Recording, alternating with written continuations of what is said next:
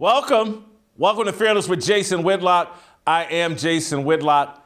Happy Friday to you and yours. Happy day before Saturday. The weekend is here, baby, and man, am I excited. One, and primarily because today's show is going to be awesome. We are going to stick the landing. Steve Kim, the Korean Cosell, will be here a little later in the show to talk about Colin Kaepernick. Adam Schefter, the famous NFL reporter for ESPN, put it in the air yesterday, in the Twitter air, that Colin Kaepernick's in the best shape of his life. And any team looking to win a Super Bowl could sign the quarterback that ain't played in 6 years. And there's a mark. Anyway, I think there's something to read into that. I'm also going to talk to the Korean Cosell about Khalil Mack joining the Los Angeles Chargers. I think that's big news. Shemeka Michelle will be here later in the show. She's got a question she wants to ask Uncle Jimmy. Uncle Jimmy and I will have an approval rating on Colin Kaepernick. But as I told you all, anybody yesterday on this show and then last night on Tucker Carlson's show, I'm circling back to Jussie Smollett. And I'm so glad that I have this opportunity to circle back. I was hoping we'd get the news of his sentence and stuff yesterday before the show, but it came down around 6:30, almost 7 o'clock last night. And so as I was on Tucker Carlson's last night, and I told people on his show, like, watch the show today. I'm going in on Jussie Smollett. I'm going to give a big picture explanation of what's going on with Jussie Smollett. And you know who's going to help me do it? The smartest man on the show, Delano Squires. And so I'm going to start a fire, and then we're going to bring Delano in to fan the flames, and you're going to enjoy it. Tell your friends and families, tell strangers, tell acquaintances, tell your coworkers to come join this fearless army. Go to youtube.com/Jason Whitlock or follow us on wherever podcasts are played, particularly over at Apple. Make sure you're downloading the podcast and leaving those 5-star reviews and write me a little note about how good the show is, because I know you can't tell me how bad the show is because we've been kicking butt and taking names. The Fearless Army is rounding into shape. We just need more recruits, and I need you guys to go out and do it. But let me do my job and entertain, inform, provide insight to you. That's my job. That's why you're here. So let me get it started. Inside a Chicago courtroom early Thursday evening, the man Jesse Jackson, described as a well-known, non-violent, black, gay man of Jewish heritage, that man cast himself as Nelson Mandela. As sheriffs escorted the civil rights activist Jussie Smollett to a Cook County jail cell, the convicted felon thrust his half-black fist into the air, declared his innocence, and shouted once again, "I am not suicidal!" Watch for yourself. I am not suicidal. Stop laughing about black. I am not suicidal, and I am innocent. I could have said that I was guilty a long time ago. And I don't know if you heard the woman in the background, "Stop locking up black men." What about half black men with Jewish heritage who are gay and well known? Should we not lock them up? Bizarre does not adequately describe the courtroom proceedings that ended with a judge sentencing Smollett to 150 days in jail and 30 months of probation, and the former TV star emphatically posturing as a political prisoner. He's America's Nelson Mandela. Smollett arrived at his sentencing fashionably late, like a celeb taking his NBA Finals courtside seat minutes after tip-off. On the way into the courtroom, Smollett and his entourage and bodyguards shoved their way past members of the media, knocking one man to the ground.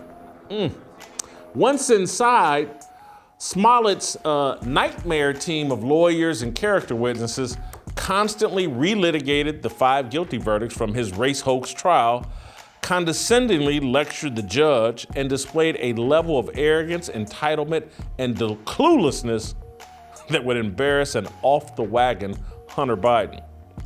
Apparently, there's no stronger delusion than half-black privilege. Smollett's 92-year-old white grandmother hammered that point 90 minutes before her grandson began his long walk to freedom. Smollett's granny took the witness stand and threw herself into the role of Winnie Mankaren. She blasted the media for failing to properly investigate the events that turned her spoiled heir, into a 5-time felon.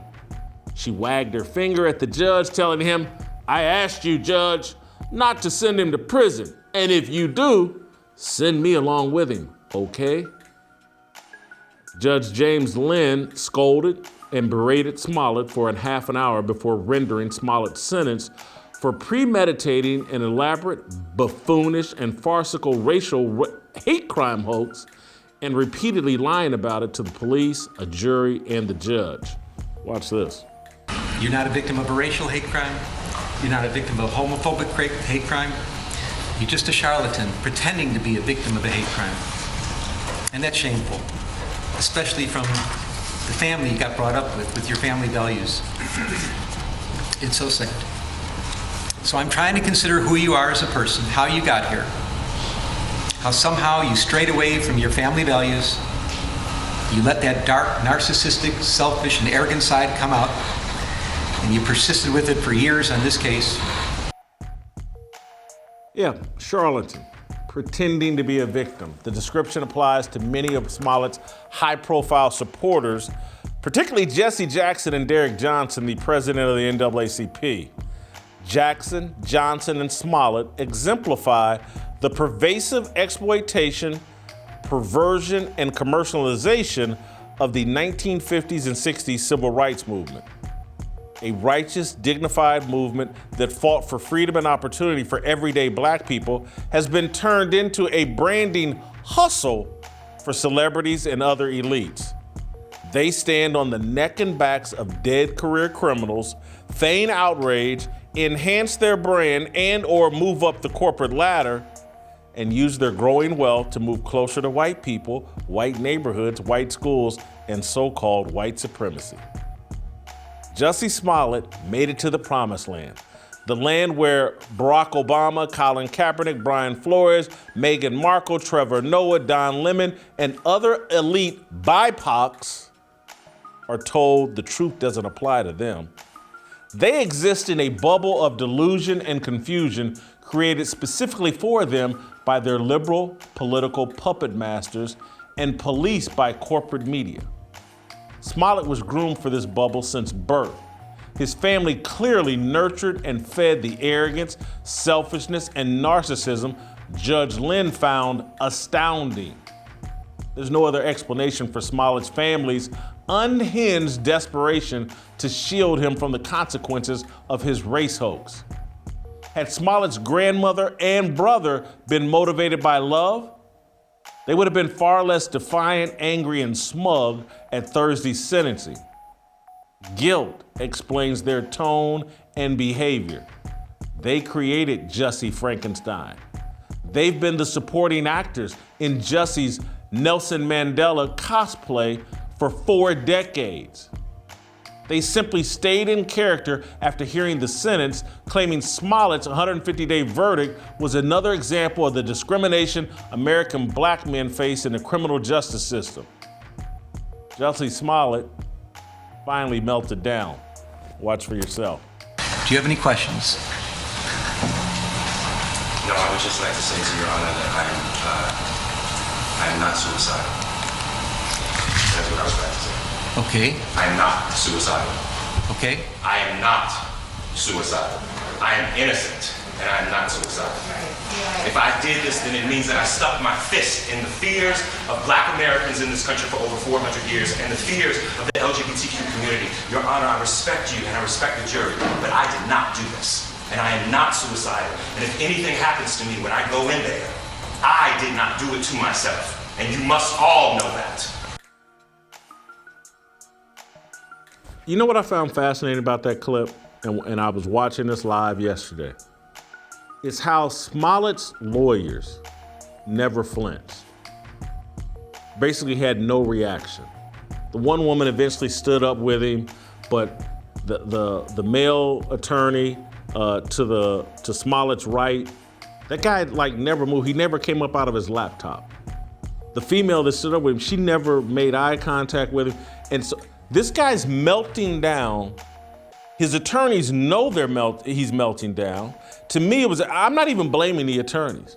I'm blaming Jussie Smollett because I think the attorneys know, we're representing a crazy person. We knew this was a possibility. He gave us instructions and called for us to behave in a way that was going to land him in jail. And so I think, particularly the guy sitting down, the dark-skinned attorney sitting down, he's sitting there, I think he's sitting there saying, Jussie, I tried to tell you. I'm not even gonna look at you and your bizarre behavior, because I told you if we came out here and read all these letters and you let your brother get up there and relitigate the case, even though he kept saying, I'm not gonna relitigate the case, but he and the 92-year-old grandmother were so condescending to the judge, so condescending, that I'm sure those attorneys whoo, this ain't gonna play well with this judge. And so when he started melting down and after he got what he deserved, what he richly deserved, the lawyer had no expression. I ain't even gonna look at this clown. This Jussie Smollett, we read all those letters from elites and Jesse Jackson and Samuel L. Jackson's wife talking about what a great person he is, and Jussie did this, and he raised money for Colin Kaepernick's this, and he gave money to X, Y. It's all a gimmick. It's all branding. He didn't do it with any authenticity. It wasn't what's really in his heart. He was building a brand. It's not authentic because his family isn't authentic. That 92-year-old grandmother, condescending, arrogant, that was the epitome of privilege. She got up on the stand, waved her finger at the judge and talking about send me to jail with him. And Jussie Smollett just sitting back, wiping tears because his 92-year-old grandmama's finna come up here and tell this judge, give her a piece of her mind. And my brother gave him a piece of his mind. Arrogance, run amok. They left that judge with no choice but to send that guy to jail. No remorse, no admittance, just delusion. And his family fed it to him. Yeah, so the judge writes, there's nothing the judge could do worse than what Smollett has done to himself. He swallowed his own hype.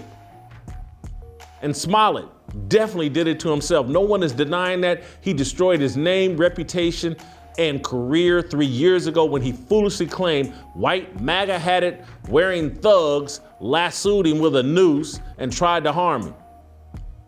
Smollett destroyed his chance at avoiding jail time by instructing his army of lawyers to behave as though their client was the last innocent man and a victim of political revenge.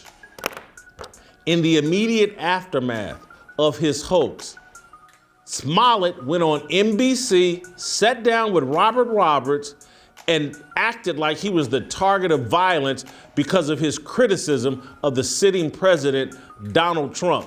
This interview that I'm about to show you, this clip, is exactly why Jussie Smollett had to go to jail. Watch. Why do you think you were targeted? I can just assume, I come really, really hard against 45. I come really, really hard against his administration. And I don't hold my tongue. Now, I've already mocked this previously, months ago. I come really, really hard at 45, and I use my tongue. This dude is a nut job. And Robin Roberts and Jesse Jackson and everybody else who enabled this nut job needs to be ashamed of themselves. his family, the entire posse convinced this B-list actor that Trump represented American apartheid and Jussie was the half-black gay Nelson Mandela. Smollett is a victim. He's a victim of CNN, MSNBC, the New York Times, Twitter, and Facebook. Corporate and social media radicalized Jussie Smollett. They did the same thing to half of America. They developed and released the Trump derangement virus that ignited a 5-year and still counting pandemic of irrational behavior. The exact same platforms radicalized a significant segment of Trump supporters who stormed the Capitol. One of the president's supporters, Ashli Babbitt, was murdered. Many others remain in jail or have been handed long prison sentences. Jussie Smollett may never realize how easy he got off. Ashli Babbitt has far more in common with Nelson Mandela than Jussie Smollett. And she wasn't suicidal either. She was the one who had to be running around in fear that somebody was out to get her. Ain't nobody out to get Jussie Smollett. Chicago is one of the most democratic cities in all of the country. That whole system is rigged up for well-known black gay men with Jewish heritage. You ever seen Lori Lightfoot and her wife, the mayor? That whole city is bent over begging Jussie Smollett to pleasure them. You know what kind of an idiot you have to be in that city to be a leftist and get Lori Lightfoot to want you in jail?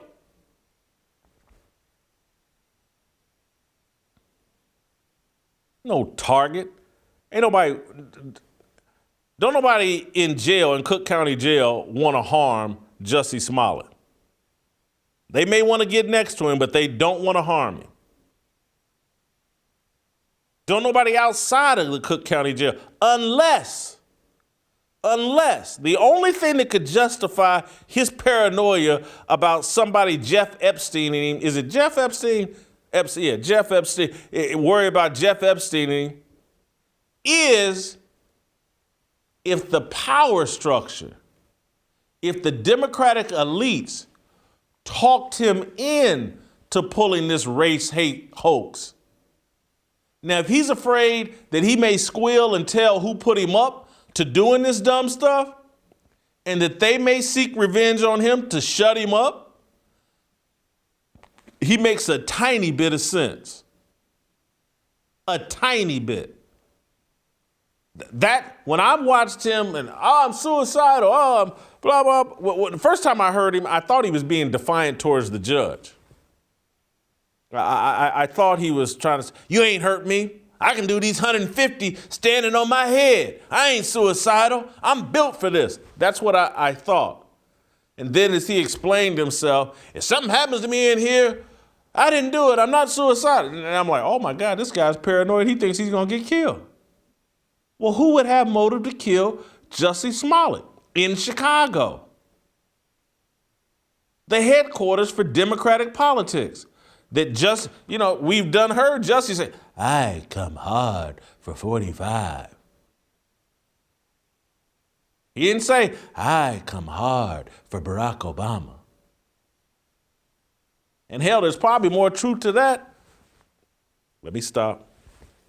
Get myself in trouble.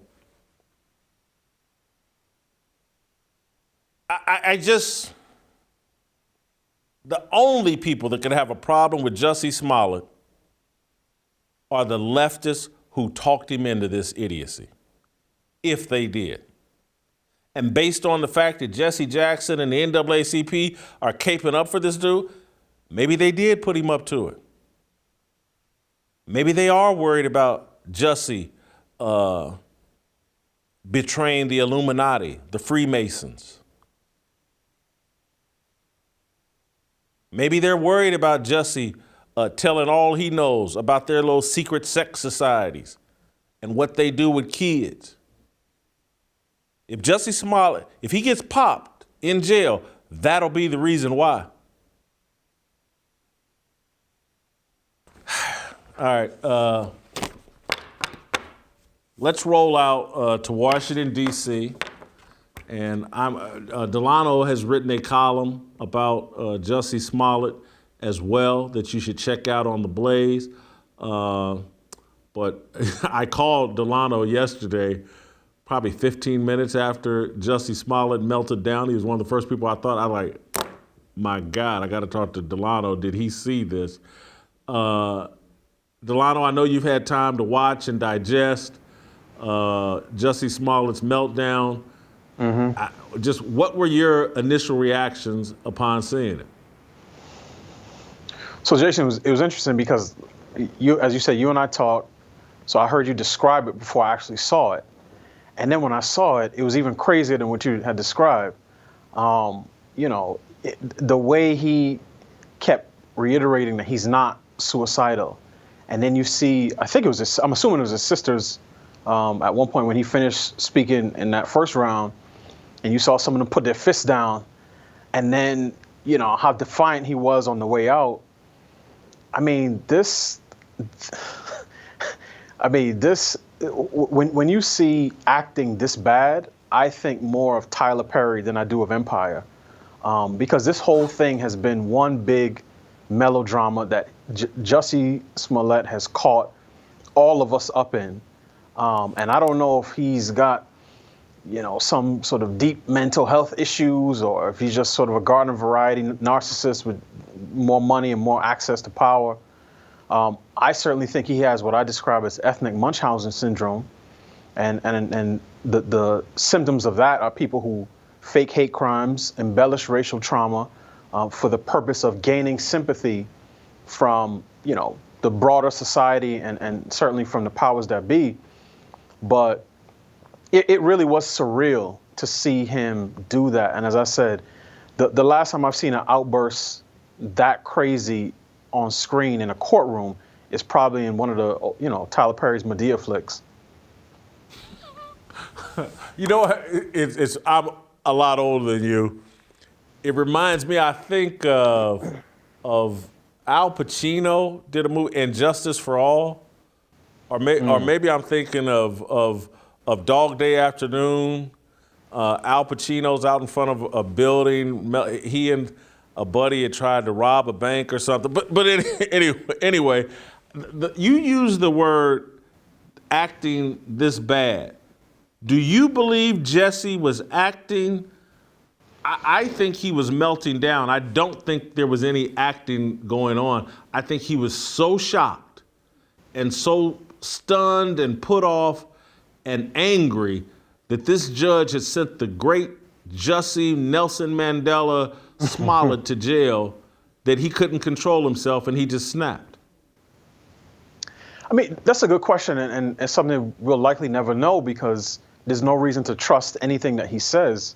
Clearly, he's a pathological liar. He sat in front of Robin Roberts and he fooled her, which parenthetically, I think just goes to show how ineffective and useless the media has become, because I read comments where Robin Roberts said this was one of the most difficult interviews she had to do because he's black and gay, just like, she's black and gay.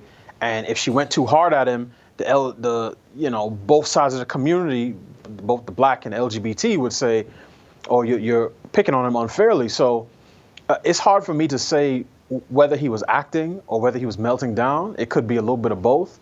But with actors, they are trained to play roles and they are trained to be convincing in doing so. So it's, as I said, it's hard to say. But the entire scene just seemed, everything about this case, about Jussie Smollett, about his family, it just seems completely fraudulent and fugazi. The whole thing is fake. The fake freedom fighters, what he casted himself as the gay Tupac. It's just people playing roles, and they're playing them poorly. And I think that's why he was why he was caught, right? When the police showed up and he still has the noose around his neck, and they're like, well, you want to take it off? And he said, well, I just want you guys to see it.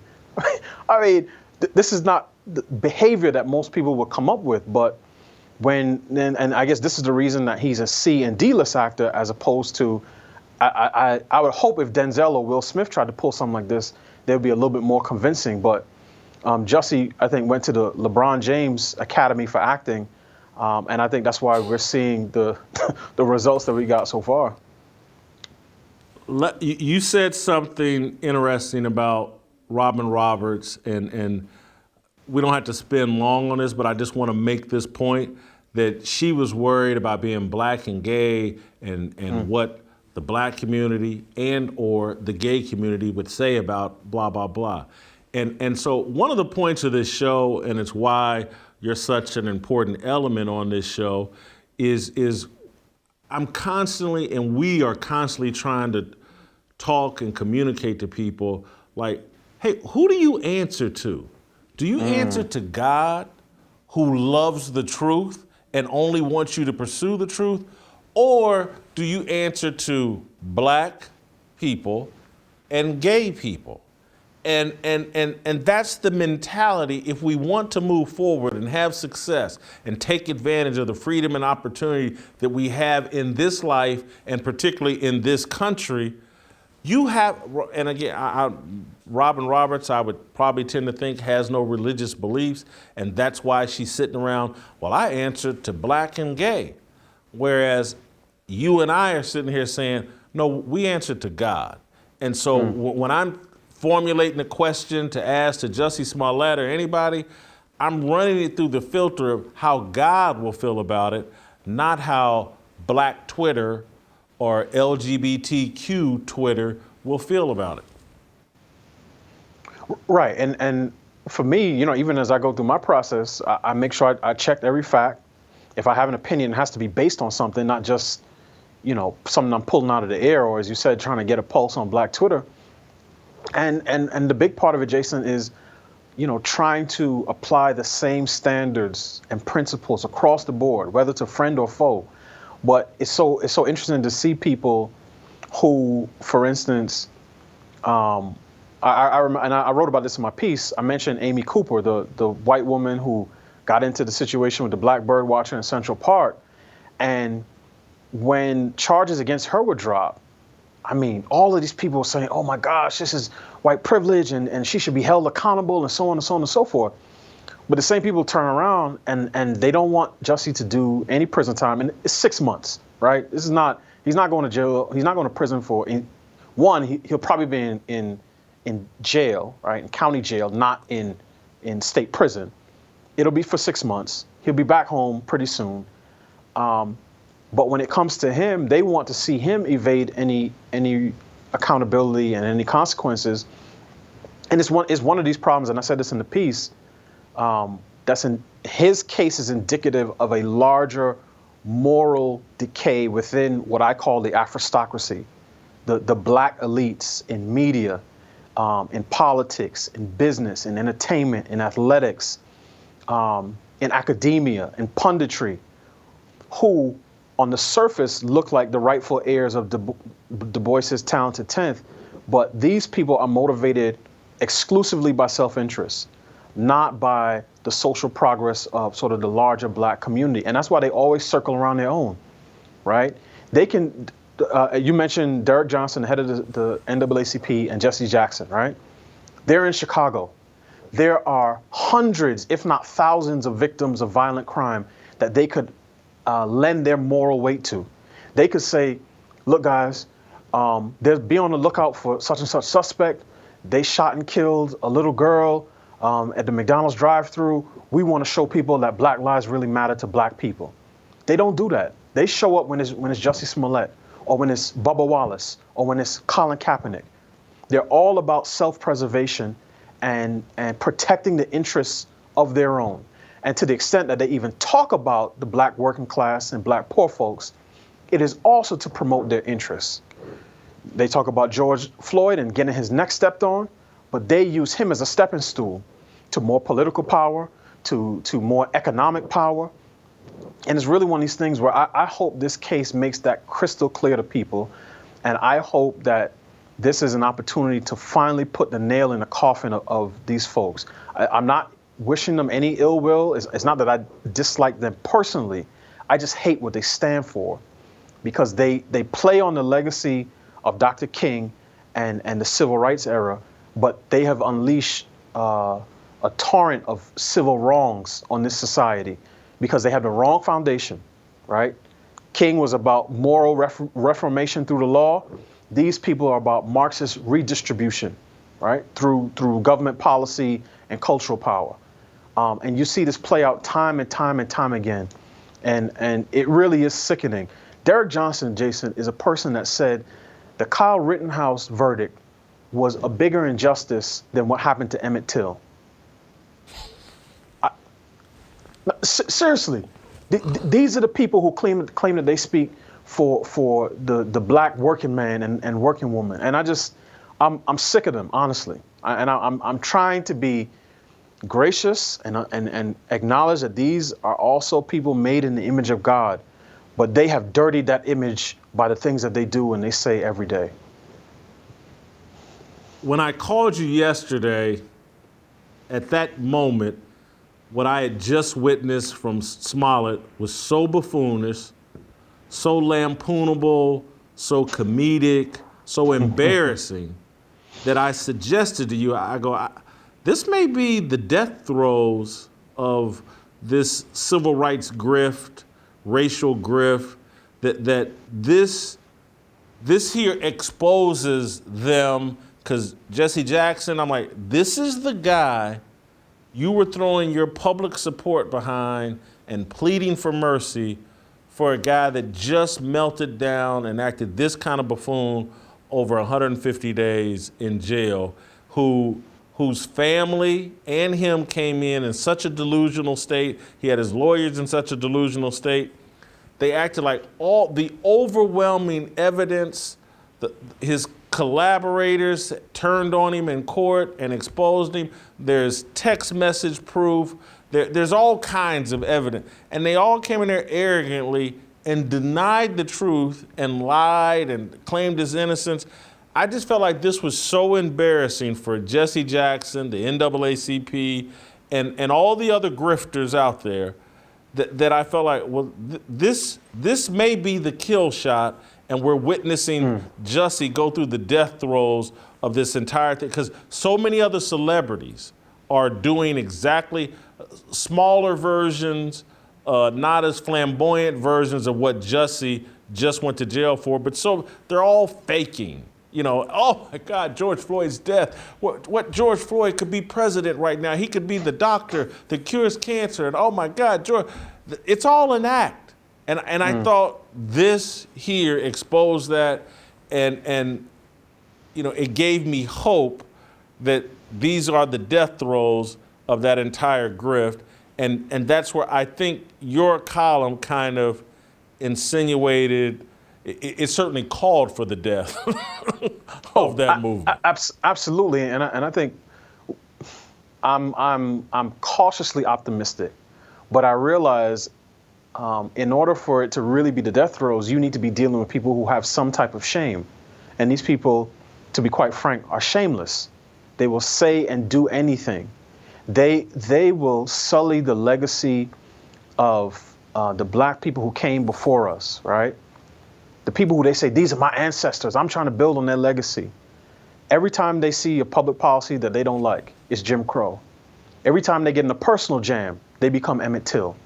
And the corporate press, which really functions as a media laundering operation, will come and spin their narrative in a way that makes it palatable to the broader public.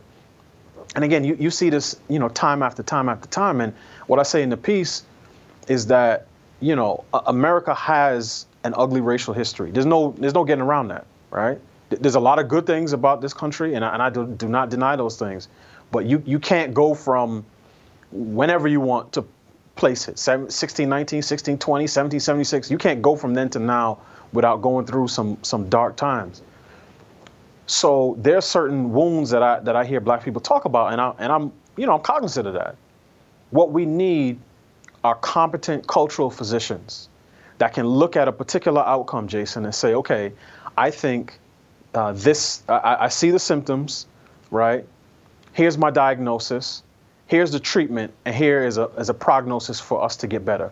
So if we want to talk about street crime, okay, I think part of it is due to the legacy of segregation and redlining, economic factors, cultural factors, but we don't get that. What we have is a steady stream of spin doctors who are all about image management for black elites, and then witch doctors who only have one treatment option, and white supremacy. That's all they have. So what ends up happening is that the body politic is continuing to get sicker and sicker, right? We have this chronic disease, and the people we look to for healing can't provide it. And I think you see that, and Jussie Smollett is just one example of that. But the media is complicit, academia is complicit, punditry, social media, athletes, entertainers, they do this all the time. They totally ignore working class black folks who are the overwhelming victims of homicide and violent crime in city after city. And they step over their bloody bodies to go and find a Jacob Blake or a George Floyd or someone else who gets into a jam, right? Fighting police or resisting arrest or something of that nature. And then they put all of their moral weight behind those people and leave all the other victims to fend for themselves. And it's really unfortunate. As I said, I think it's one of the most disappointing things that I've seen in terms of the legacy of the civil rights era. But that's really where we are right now. Let me ask you a question, and we'll end on this note that's a little bit of a curveball for you. Okay. It's probably a question I'd asked Steve Kim, but it's something you can relate to. I sat there and watched that yesterday, and all I kept thinking was like, there has to be a Saturday Night Live spoof of this. The Late Show talk show host have to crack jokes about this.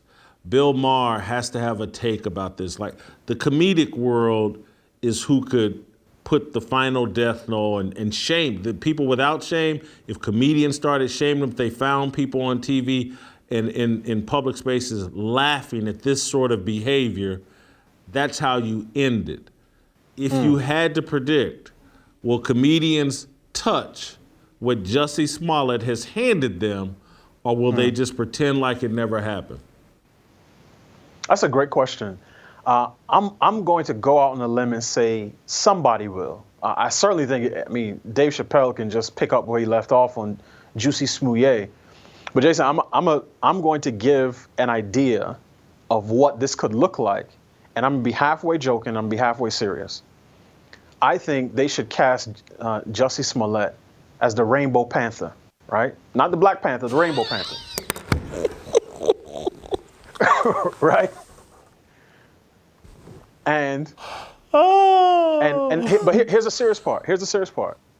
I think one of the things that we're seeing in his case is the effects of 50 plus years of black matriarchy. Almost all of the people, the most prominent people who've been defending and enabling Jussie Smollett have been women, right? So not just black matriarchy, because his grandmother's not black. So matriarchy in general. Kim Foxx, who made the original case go away, the aide to Michelle Obama, who made the call to Kim Foxx to give a little nudge and a little pressure. Lori Lightfoot at first, who said when she came in, I got a lot of things on my plate, a lot of things that are serious. I'm not concerned with this case. His grandmother, his sisters, Robin Roberts, Amanda Seales, the C-list comedian who is a huge Jussie supporter. Time and time and again, you see this.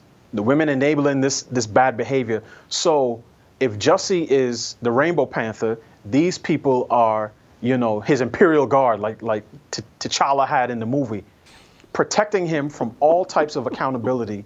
And the Killmongers, which would be Rahm Emanuel, Eddie Johnson, the former police superintendent, and I think Judge Lynn, the person who sentenced Jussie to 6 months in prison. And you've seen that push and pull over the last 3 years, but if I was to go in an artistic direction, I would cast Jussie as the Rainbow Panther.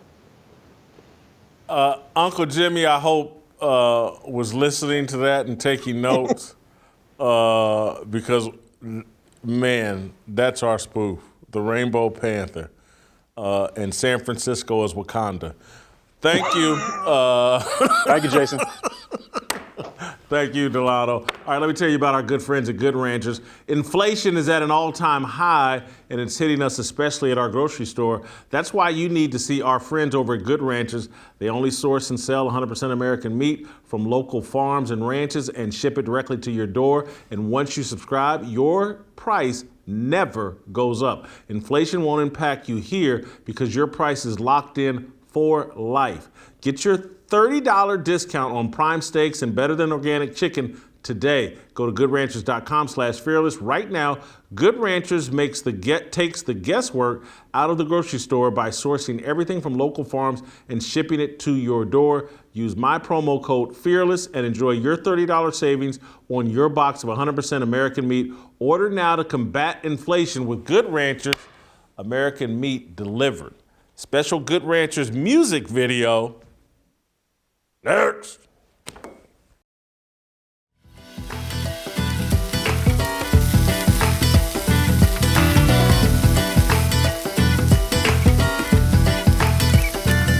Hey, what's up, Unks? Hey, what's up, brother? How you doing, man? What you popping on? Oh, man, you know how I do, man. I'm sitting up here, got this Good Ranchers jumping off. You know how I do, man. Are those burgers? Burgers? them is good old-fashioned American Wagyu steak burgers. Boy, you better watch your mouth. Hey, man, let me tell you something. Something about this Good Ranchers, I don't know. This Good Ranchers put a song in my heart. Make me want to sing. You know what I'm Trying saying? to make it look like rock stars out here with this grill. What we should do, we ought to come up with a little song, a little something, pitch to the Good Ranchers people. See if we can come up with something. What are you thinking, man? What kind of song? I don't know, man. We ought to come up with a little jingle or something, man. Something to put a little, something to, I don't know, man. Maybe something like,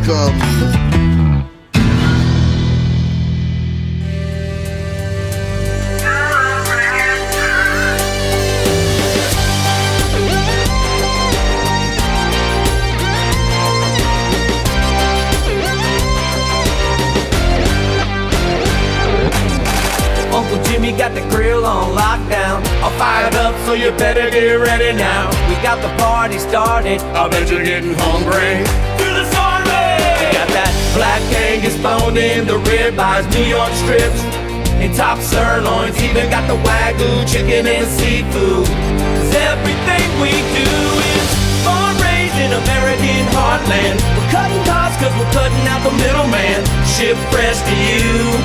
Hand trim, hand cut, that's what we do. Got a lot of good folks all around this country, working their jobs, coming home hungry. And we guarantee only the best for your families. Yeah, we bring the meat, you make the memory. Good Ranchers, Good Ranchers, Good Ranchers. We're Good Ranchers. Uncle Jimmy!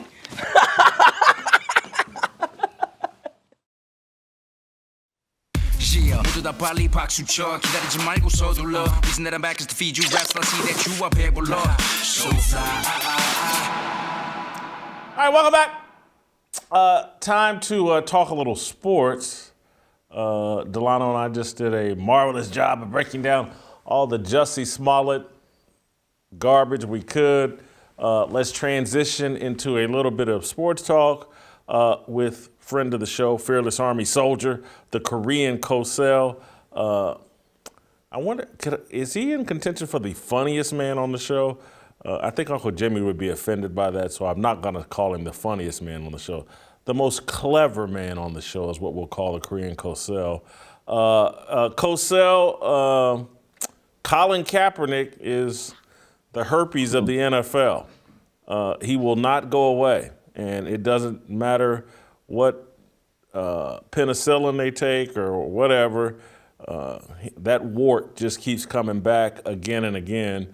And yesterday, Adam Schefter, the NFL's leading information minister, tweeted out about Colin Kaepernick tweeted out a video of Kaepernick working out. Kaepernick tweeted out the video of him working out, and then Schefter follows up with Colin Kaepernick is still working out and is said to be, in the words of one source, in the best shape of his life. He wants to play. He's ready to play. He would be a great fit for teams with QB vacancies to fill who want to win a Super Bowl, end quote. That source, I believe, is Colin Kaepernick's mother or agent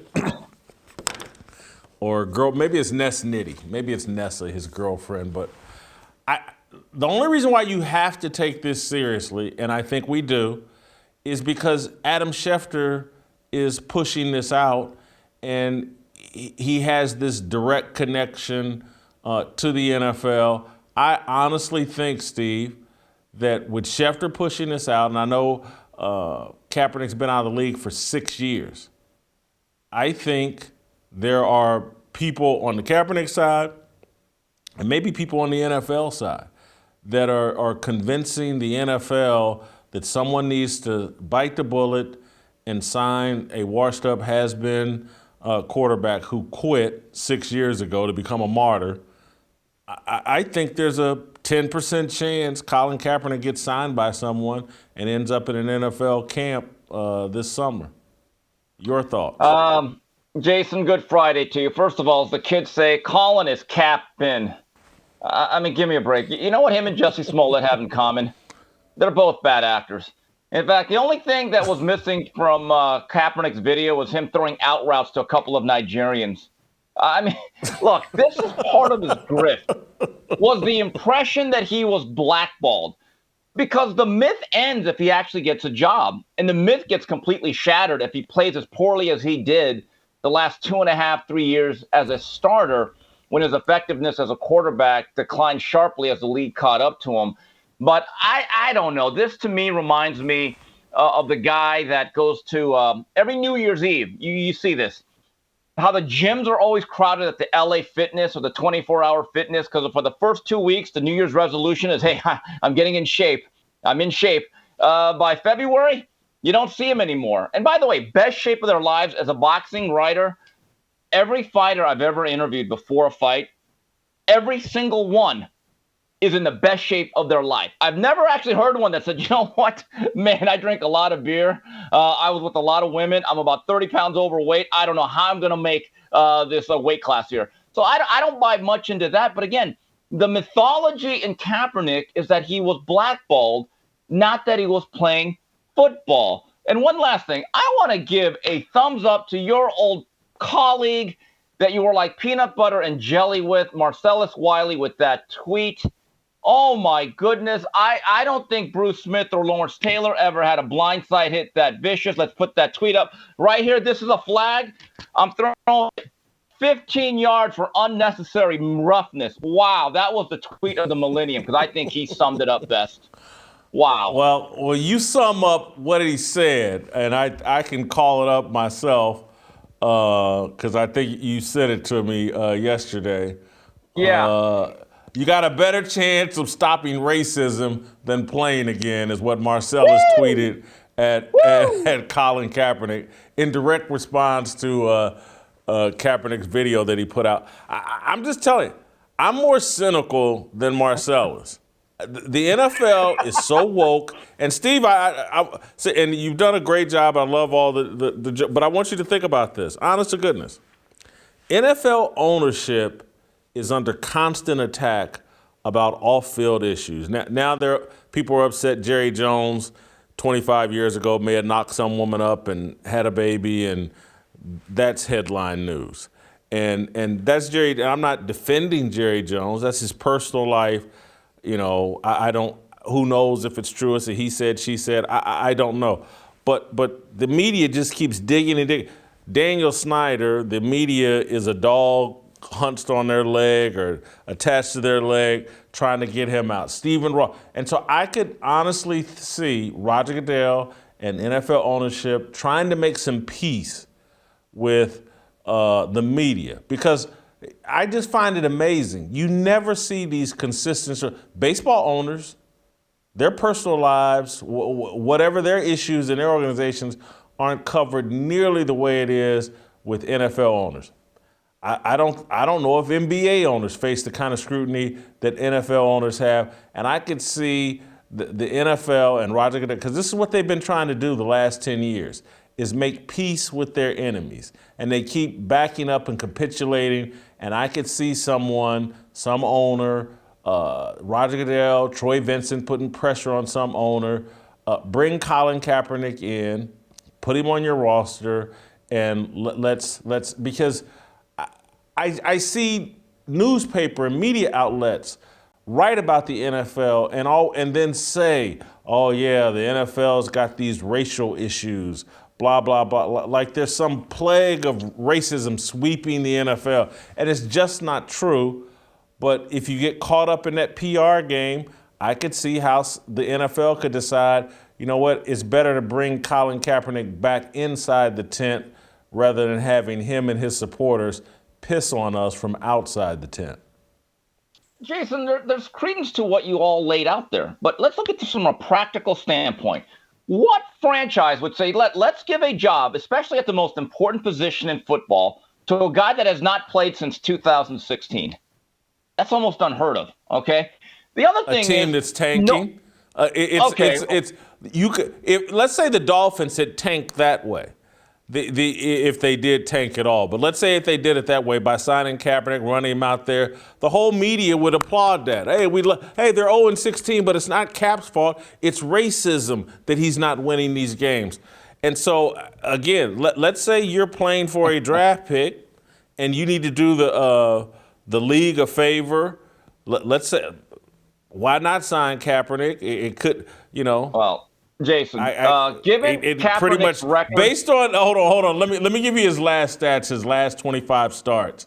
In 2014, he went 1-4. In 2015, he went 2 of 6, missed the remainder of the season. In 2016, his last season, he went 2-10, and one of the wins credited to him was a game he only played one series. So for a tanking team, a guy that went 5-20 in his last 25 starts, it would be a way to tank with full media approval. Well, look, that reminds me of that old line about Siegfried and Roy when one of them got eaten by the tiger. Chris Rock said, that tiger didn't go crazy. That tiger went tiger. In other words, you're right. If you play Kaepernick, you're going to lose a lot of football games. But let's look at this from a practical standpoint. Again, he has not played since 2016. The other thing is, are you bringing him in as a starting quarterback, which I think is preposterous, or are you bringing him in as a backup, which seems more realistic? Okay, now here's the other thing, Jason. What's he going to want? Is he going to accept the league minimum? Or is he going to say, no, I need to get 20 to 25 million because I'm Colin Kaepernick. You have to make this worth my while. Well, in a league with a salary cap, I'm not paying any quarterback that much. The other thing is there is this perception that still exists that there was no offers for Colin Kaepernick after the 2016 season. That's simply not true. He turned down offers. I believe one of the teams were the Denver Broncos. Then a couple of years ago, didn't he have this NFL workout all lined up in Atlanta? And he decides to ditch it to do his own personal workout. And then he made this whole thing. Yeah, I've been ready to play, y'all. Okay, he went there. And guess what? He wasn't. And you know what's funny? Most of the media members, actually, a lot of the former black NFL players said this guy can't be taken seriously. So I'm sorry. I don't think any of this has any credibility. I don't know if credibility, if the truth, if facts, any of that matter. Because if they did, many people in the media would be calling Colin Kaepernick out for, hey man, you did a movie about yourself where you called the NFL slavery. Do you think Kunta Kinte was over in Africa doing calisthenics, preparing to get shipped to America and be a slave? Do you think he was somewhere in the gym I'm in the best shape of my life, America. Come get me and take me to slavery. They would call hey, Kaepernick, you're calling the NFL slavery, but you want to get in. This is my same problem with Brian Flores and his lawyers cooking up that, the NFL is just like a plantation. If so, why is Brian Flores demanding to be the head overseer at a plantation? This hypocrisy blows my mind that it doesn't get called out. None of these people should be taken seriously. Yeah, and you're right. When you're talking about credibility and truth, I forgot. We're dealing with the mainstream media. That's on me. I forgot all about that. And you're right. Quartet Kente, wouldn't he have to limp back into the plantation? Didn't he get his foot cut off, or was that the wrong character? I haven't watched Roots in a while. He could still run for 2,000 yards, even with just half a foot on one of them. He could still run for 2,000 yards. All right. I wanted to switch up to the the Los Angeles Chargers. I think making a very bold and big move. I think that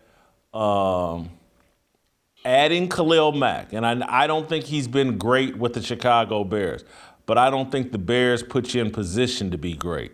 I still think Khalil Mack is a big-time player, plain opposite of Joey Bosa. Man, I think the Chargers have made a huge move here. That defense will get after the quarterback in a conference or in a division, the AFC West, that is loaded at the quarterback position. I actually think this, and I'll be crucified for, I think it's at least as big a deal as Russell Wilson coming to the Broncos, and it might be more impactful. Oh, that's bold. That's hot takery right there. Let me just say this about Khalil Mack. Last 3 years, he has not gotten to double-digit sacks, although last season he only played in 7 games, had 6 sacks. And you're right, when you play for the Bears or any bad offense, as a pass rusher, you hate to play with bad offenses because they never put you in a position where for a quarter and a half, they say, pin your ears back, get the quarterback. You don't have to play the run. Don't worry about the draw. Just get after the quarterback. Just playing with Justin Herbert's going to make him 25% much more effective because he's going to have opportunities just to line up wide and get after things. Here's the issue, though. We're still talking about Russell Wilson, who I believe has many good years left. Quarterback is still the most important, difficult position to play in football. If you look at the Denver Broncos, their defense is actually among the top third. Their offense is among the very, very worst. And Russell Wilson has one thing going for him, or a couple of things. He has 2 good running backs out there in Denver, Gordon and Williams. They each rush for over 900 yards. So he's going to be able to hand that ball off. It'll be consistently 2nd 5, 2nd and 6. And he's got Jerry Jeudy, who I believe is a bright young talent who has not had time to develop. I was a little bit saddened to see that Noah Fant was a part of that deal because I think he's a really physically gifted tight end. But again, we're talking about a quarterback. Jason, these things do not grow on trees. And wouldn't you say for the last decade, Russell Wilson has been among that very, very, very elite? How do you discount that? Look, I'm not, this isn't a shot at Russell Wilson. It's a shot about, hey, everybody in my division has a very good quarterback. What am I going to do about it? And so all 4 of those quarterbacks, Wilson, Mahomes, Derek Carr, and Justin Herbert, on any given Sunday, they could outplay each other or be equal. Which defense has the best job of disrupting one of those quarterbacks? The Chargers just made a bold move. They basically, then they don't have Aaron Donald, who comes from the inside, paired with Von Miller. But on the outside, they got Joey Bosa, who I think is in contention to be first or second best defensive end in the league, depending on his brother, depending on T.J. Watt. And then to add Khalil Mack on the other side, who you going to double? I think that could be the difference maker in the AFC West. I think it's a great move by the Chargers. I think it's going to be underrated because, everything is focused on the quarterback. But I love this move by the Chargers. Last thing before I let you go, Cosell, you got something you want to say about Brittany Griner, I was told? Yeah, you guys had a really great discussion. Over in Russia, locked up? Yeah. Yeah, well, Russia without love. I love that discussion you had with Uncle Jimmy, Shemeka, and yourself about, hey, how come this is not a bigger story? Is it colorism? Is it pretty people privilege? I think part of that all exists. Here's the other thing. Don't expect America to have much sympathy for someone that's not only just un-American, she's anti-American. And whether people want to express it or not, or whether they're allowed to do it publicly, if you consistently attack our great country and have values that go against the mainstream in terms of middle America and about our values and our work ethic and what a great land we live in, I don't expect a lot of sympathy. And here's another hard truth. The reason why it's not garnering bigger headlines is because it's WNBA. No one cares. That's a reality of it. At the end of the day, all these outlets saying that this should be a bigger deal, go back to Google search. How many NBA stories do they cover? How many features have they done? They don't care about it either until it becomes politically expedient. But the bottom line is this. In my view, most people may not have an animosity towards Brittany Griner and her views, but they certainly have an antipathy towards her. That's why the energy that you give oftentimes is the energy that you give back. Get back. Certainly been the case in my life. Anytime I've farted in someone's face, they've taken the opportunity to fart back in mine when given the opportunity. You ever play the fart game with your brother? Did you have a brother? You're an only child. Anyway, I'm an only child. I gotta let you go. You don't know anything about the fart game, but me and my brother played it, and it was devastating. All right, go to youtube.com/Jason Whitlock, Shemeka and Uncle Jimmy.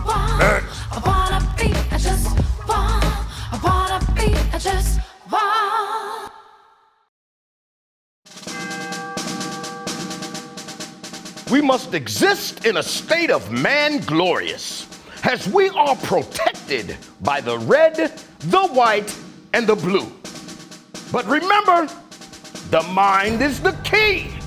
The fearless soldier pledges to place God first and foremost in his everyday endeavors of life. We, the fearless army, are one nation under God, indivisible, with freedom and a belief in the American dream. The men bold enough to join our movement comprise what we like to call the New Dream Team. We are leaders of our families, our churches, and of this nation.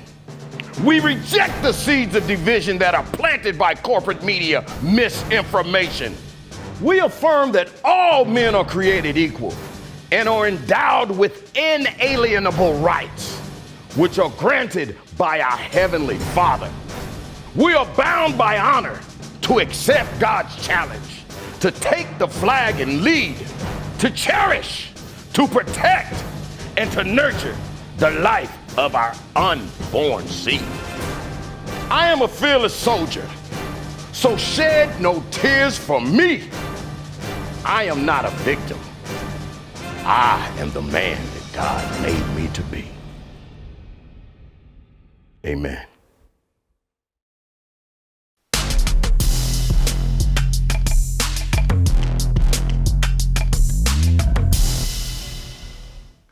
All right, welcome back.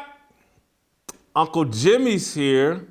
It's time for the approval rating segment. And Shemeka Michelle, Shemokesha, is here because she's got a question she wants to ask Uncle Jimmy.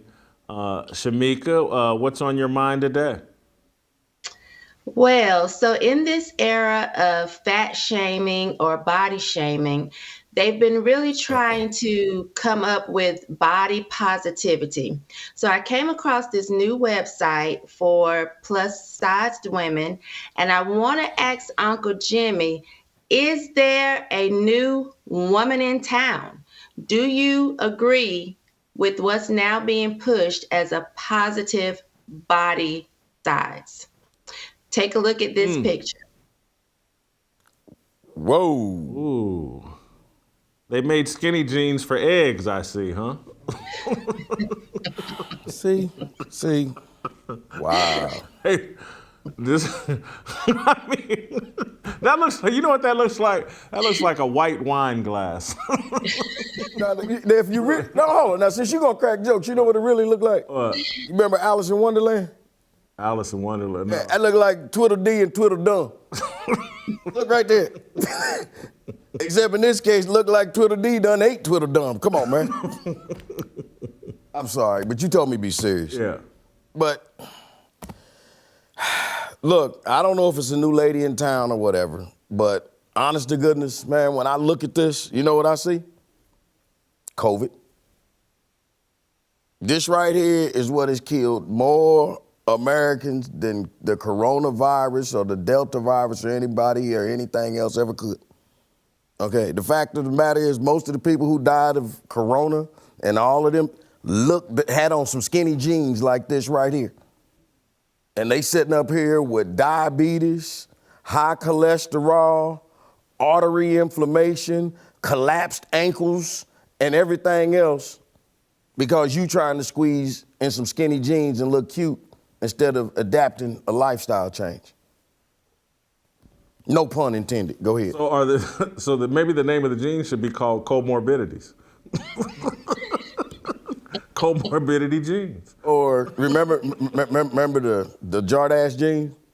In this case, Jarass hangs out in the jeans. Jardass hangs out in those jeans. Do you have a take on comorbidity jeans, Shemeka? Well, Uncle Jimmy is right because in 2019, in the U.S., we had over 500,000 people to die as a result of high blood pressure or, as a primary cause or a contributing factor. So I do think that we have to be very careful in trying to push a new style of body positivity. Of course, fat people have to buy clothes, right? And, I would just throw an apple in her mouth and dig a hole in the sand. But they do have to buy clothes. But I want them to be mindful that the risk factor for high blood pressure is obesity. And we have to be careful in what we're pushing out here as something positive. Well, we have a few more pictures. Before you get let's give you a couple more pictures and then you give us your take. Oh. That's the new lingerie. Who is that, John Goodman? That's from Rihanna Savage Fenty.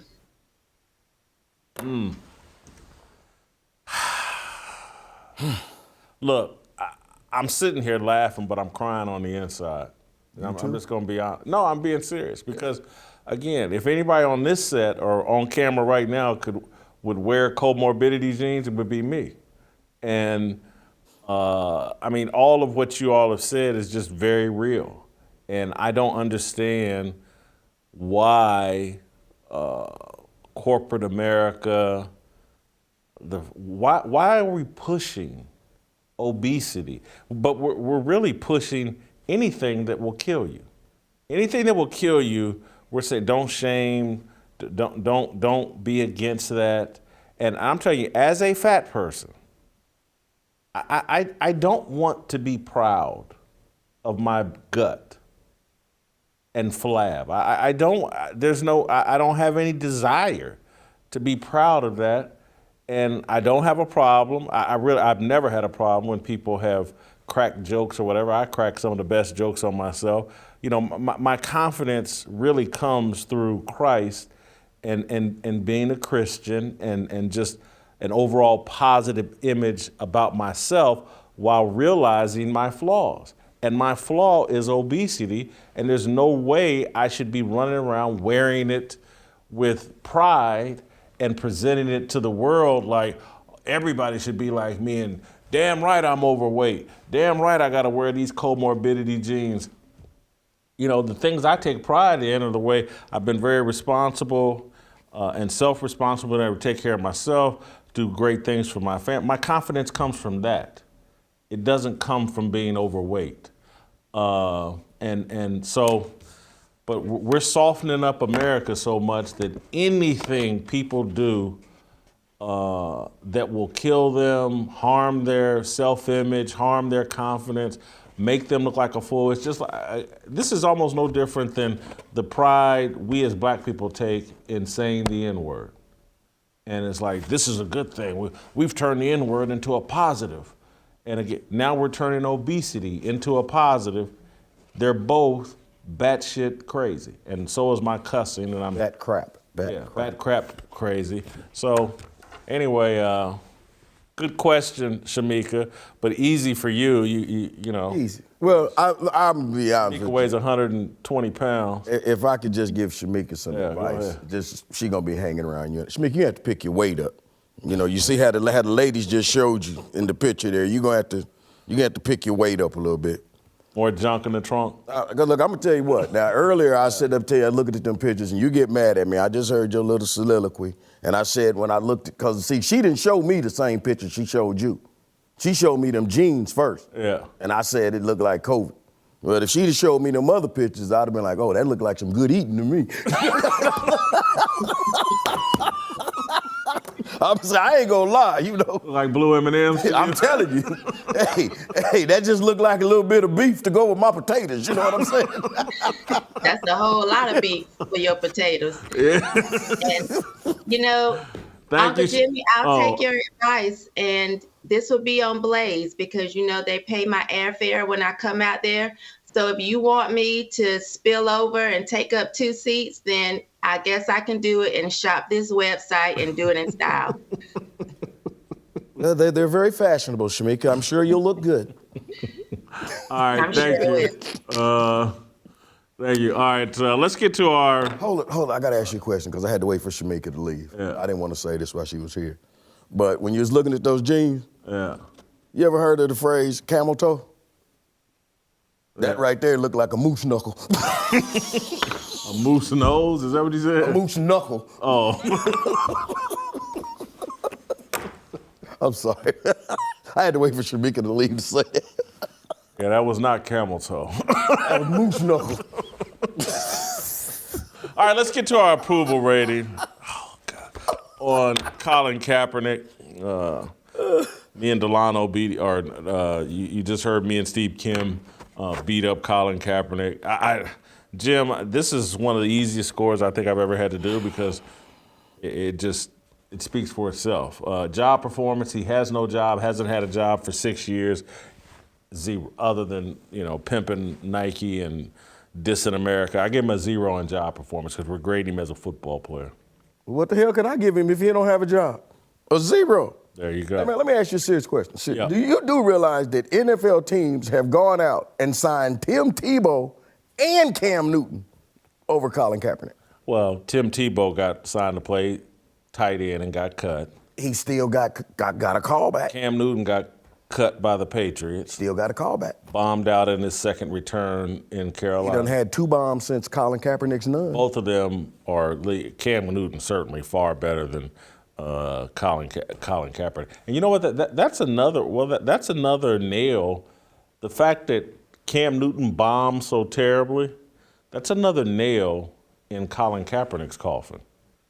Because you can't convince me that at whatever age Kaepernick is and having set out 6 years that he's better than Cam. There you go. Can't convince me of that. There you go. Character, I actually went up a point on character. I felt like he has no character, but I'm gonna give him a point this time just because at least he's pretending like he wants to play football, where I think for most of the last 5 or 6 years, he hasn't even pretended. So I give him a 1 in character. Okay, you give him 1. I give him a 19. I give him a 19 because at this stage of the, I took him down a little because he's no longer the country's favorite African. You understand what I'm saying? You know, what Colin Kaepernick is doing right now to release this video and everything on the Jussie Smollett trial. Yeah. Hey man, Cap is doing what these kids call, he's out here clout chasing. He out here clout chasing. Hey man, he afraid that Jussie Smollett done became America's African American of choice. The favorite mulatto victim. You know, he you know what I'm saying? That's a good point. Authenticity, I went up a point. You know, I'll say this. If I were out of work as a football player for 6 years and all I could think to do is keep applying to be a football player, that he can't think of anything else he can do, offer this world. He's got that I know your rights camp or whatever. Anyway, I gave him a point for authenticity this time instead of a 0. I give him a 4, man. I give him a 4 because, check this out. Colin Kaepernick was raised by 2 white parents, right? Yeah. And now Jussie Smollett was only raised by 1, right? And if you watched the trial yesterday, Jussie was like, okay, Cap, I see your 2 white parents, and I raised you 1 Jewish grandma. And everybody know that a Jewish granny beat a pair of 2 white parents any day, So I'm just saying, I wanted to ask this, and I don't know if anybody knows. I should have asked this before the show. Was like, is Jussie's mother? Is she dead? I mean, why is the grandmama talking and the mama's not talking? But the mama's black. Okay, there you go. It wouldn't have played that well. He wouldn't. Yeah. Maybe she's not here. I don't know. But he did. Mama didn't get the stand. Grandmama did. The white grandmama did. Interesting. I need to ask my mama about that. How she felt about it. You heard it last day. I'm sorry, but last thing Jussie said when they was pulling him out, he's like, "Did you hear him say I was Jewish?" I'm sorry. Go ahead. Are y'all crazy? I'm Jewish. That's why I didn't have my mama talk. Okay, go ahead. It factor. Look, man, he got Adam Schefter's attention, so he still must have it. If Adam Schefter's talking about you, he still must have it. So, look, man, 20 it factor. 20. Yeah. It factor. I gave him a 0. Honest to goodness, Jason, this whole thing with Colin Kaepernick is starting to piss me the hell off. Okay, this dude goes out here in an open field with no linebackers chasing nothing. Nobody. Throwing the ball around. But then he sets up here and puts out a video talking about the NFL is like a slavery plantation. But you put out a video showing people how well you can work out in the plantation. How well you work the fields. Wasn't that what he was showing them? Well, look how I can cut these fields, boss. Look at how I cut and run. I can get out here and do this work, boss. Now, which one you want to do, man? You begging to get back on the plantation. They won't let me back on the plantation. I'm sick of him. Come on, man. All right. What we got? I got him at a 22. You've got him at a 23. We both got him at dumpster fires. So hey, man, we need to stick with our African brothers more, man. You know what I'm saying? Yeah. At least halfway. All right, there's Tamara. Speaking of going half on a African American, we'll see you next week. Looking for the right sign, looking like it's my time, feeling all kinds of free.